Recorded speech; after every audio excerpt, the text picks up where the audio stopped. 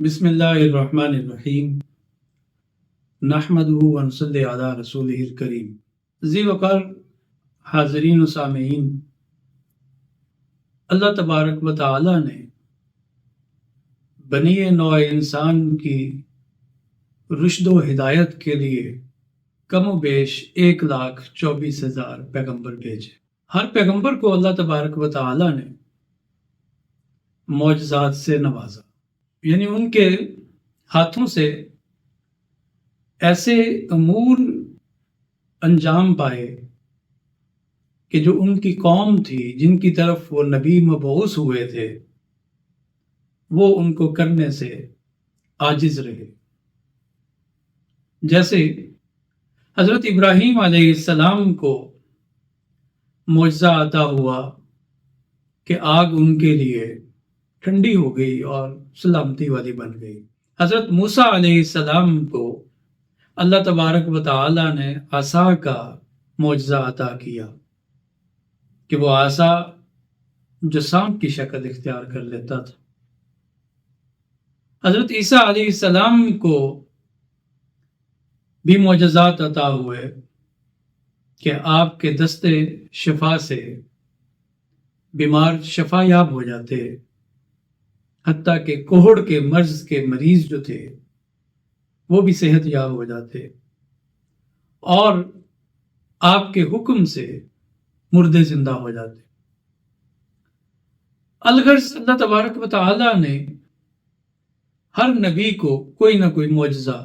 عطا کیا، اور یہ بات بھی ذہن میں رہنی چاہیے۔ عطا معجزات میں اس بات کا بھی لحاظ رکھا جاتا تھا کہ اس نبی کی قوم جس چیز میں مہارت رکھتی تھی، معجزہ بھی اسی نوعیت کا ہوتا تھا کہ باوجود اس قوم کے اس میں مہارت رکھنے کے، وہ نبی کے سامنے جو نبی سے ایک امر وقوع پذیر ہوتا، وہ اس کو کرنے سے عاجز رہتے۔ جیسے حضرت موسیٰ علیہ السلام کے زمانے میں جادو عروج پر تھا۔ حضرت موسیٰ کی قوم کا ایک عام آدمی بھی جادو میں اچھی خاصی مہارت رکھتا تھا، تو حضرت موسیٰ علیہ السلام کو جو معجزہ عطا ہوا وہ بھی ایسا تھا کہ جو ان کے بڑے بڑے جادوگر تھے وہ اس کو کرنے سے عاجز آ گئے۔ حضرت عیسیٰ علیہ السلام کے زمانے میں علم طب عروج پر تھا، مگر آپ کو معجزہ ایسا عطا ہوا کہ بڑے سے بڑے طبیب ایسا کرنے سے قاصر رہے۔ رسول اللہ صلی اللہ علیہ وسلم کا جو زمانہ ہے، جب آپ کو نبوت عطا ہوئی، اہل عرب کے جو اس وقت کے لوگ تھے وہ فصاحت و بلاغت کے بام عروج پر تھے، اس لیے رسول اللہ صلی اللہ علیہ وسلم کو جو معجزہ عطا ہوا وہ بھی فصاحت و بلاغت سے متعلق تھا، یعنی قرآن مجید و فرقان حمید۔ قرآن مجید نے ان کو چیلنج کیا کہ آپ بے شک فصاحت و بلاغت کے بام عروج پر ہیں، تمام جن و انس مل بھی جائیں تو اس قرآن جیسی کوئی مثل نہیں لا سکتے۔ اگر تمہیں یہ شک ہے کہ یہ کتاب رسول اللہ صلی اللہ علیہ وسلم نے بنائی ہے یا اس نے گھڑی ہے، یہ منزل من اللہ نہیں ہے، تو قرآن جیسی مل کے بھی تم ایک صورت نہیں لا سکتے، ایک آیت نہیں بنا سکتے۔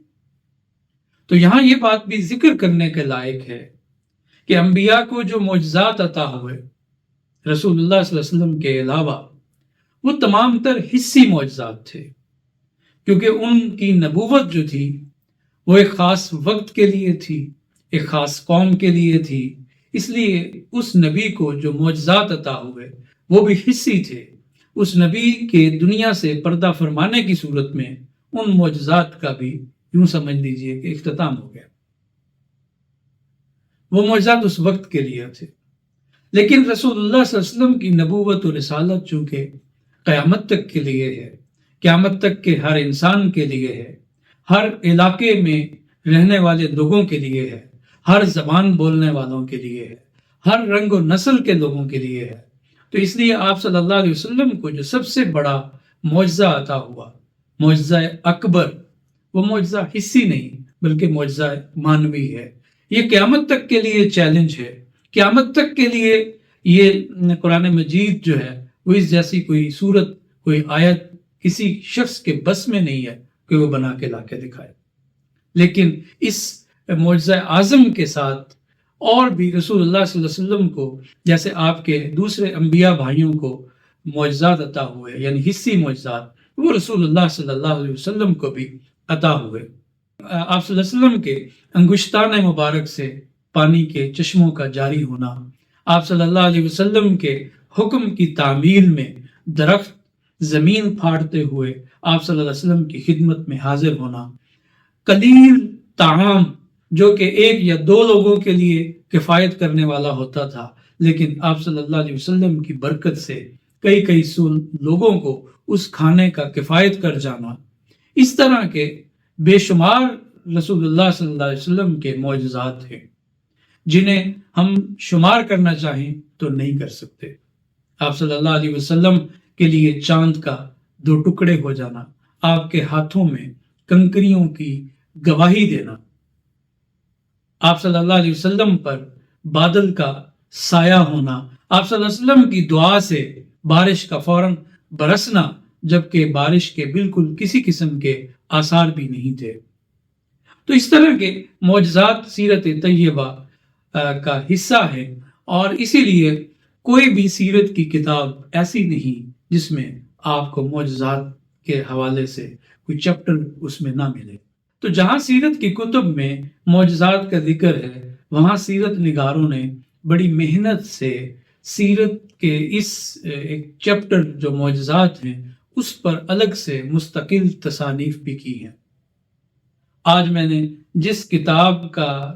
تعارف کروانا ہے یا جس کتاب کے بارے میں آپ کو بتانا ہے وہ معجزات سے ہی متعلق ہے۔ ابھی حال ہی میں یعنی اسی عہد میں ایک شخصیت گزرے ہیں، حکیم محمود احمد ظفر۔ حکیم محمود احمد ظفر کا تعلق سیالکوٹ سے تھا۔ انہوں نے سیرت پر کئی اردو میں عمدہ کتابیں لکھی ہیں۔ انہوں نے ایک کتاب لکھی تھی معجزات نبوی صلی اللہ علیہ وسلم، یہ کتاب میرے سامنے ہے۔ اس کے بعد آپ نے اس کتاب میں کچھ مزید اضافے کیے، یعنی اور معجزات کو جمع کیا، اور پھر یہ کتاب ایک چھپی پیغمبر اسلام اور معجزات کے نام سے۔ پیغمبر اسلام اور معجزات یہ ادارہ نشریات جو ہے وہاں سے شائع ہوئی ہے، اور اس کا سال اشاعت 2010 ہے۔ پیغمبر اسلام اور معجزات، اس میں حکیم محمود احمد ظفر نے رسول اللہ صلی اللہ علیہ وسلم کے معجزات کو اس کتاب میں جمع کر لیا۔ میں اردو کی اس حوالے سے یعنی معجزات نبوی کے حوالے سے اس کتاب کو بہترین کتاب سمجھتا ہوں، کیونکہ ان کا قلم بہت رواں اور شستہ لکھتا تھا۔ تو حکیم محمود احمد ظفر کی اس کتاب کا اگر آپ مطالعہ کریں گے تو آپ رسول اللہ صلی اللہ علیہ وسلم سے وقوع پذیر ہونے والے معجزات سے آپ آگاہی حاصل کر سکیں گے۔ آپ رسول اللہ صلی اللہ علیہ وسلم کے جب معجزات کا مطالعہ کریں گے تو رسول اللہ صلی اللہ علیہ وسلم کی جو عظمت ہے، جو رسول اللہ صلی اللہ علیہ وسلم کی شان ہے، یقیناً ہر مسلمان آپ صلی اللہ علیہ وسلم سے محبت کرتا ہے، لیکن جب آپ ان معجزات کا مطالعہ کریں گے آپ دیکھیں گے کیسے رسول اللہ صلی اللہ علیہ وسلم پر اللہ تبارک و تعالیٰ نے اپنا فضل فرمایا، اور محیر العقول چیزیں، یعنی ایسے امور آپ کے ہاتھوں سر انجام پائے گئے کہ عقل حیران رہ جاتی ہے۔ آپ صلی اللہ علیہ وسلم کی عظمت مزید آپ کے دل میں بڑھ جائے گی۔ آپ صلی اللہ علیہ وسلم کی محبت کے بغیر ناظرین ایمان نامکمل ہے۔ ایمان مکمل نہیں ہو سکتا جب تک آپ صلی اللہ علیہ وسلم کی محبت نہ ہو، اور جب آپ صلی اللہ علیہ وسلم کی محبت ایسی کتابوں کے پڑھنے سے بڑھے گی تو یقیناً آپ صلی اللہ علیہ وسلم کی اتباع کا جو جذبہ ہے اس میں بھی اضافہ ہوگا، اور جب اتباع کے جذبے میں اضافہ ہوگا آپ عمل صالح کرتے چلے جائیں گے، اور انشاءاللہ آپ کی دنیا میں بھی آپ کامیاب ہوں گے اور آخرت میں بھی آپ صلی اللہ علیہ وسلم کی آپ کو شفاعت نصیب ہوگی اور آخرت میں بھی آپ کامیابی حاصل کریں گے۔